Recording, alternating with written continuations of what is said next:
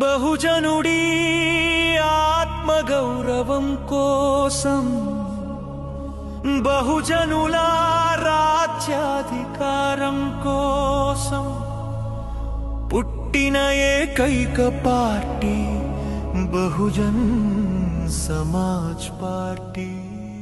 ఉత్తరప్రదేశ్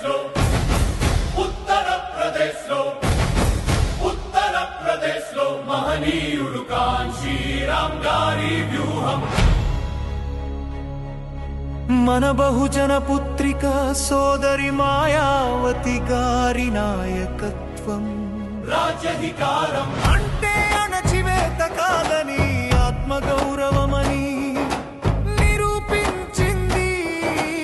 అక్కడ బహుజనుల తలరాత మారింది, వారికి నిజమైన ఆత్మగౌరవం దక్కింది. అదే ఆత్మగౌరవం, అదే రాజ్యాధికారం. మన తెలంగాణలో రావాలంటే బహుజన సమాజ్ పార్టీ అధికారంలోకి రావాలి. అగ్రకులాల అణచివేతను అంతం చేయాలి. అందుకే తెలంగాణ బీఎస్పీ అధ్యక్షుడు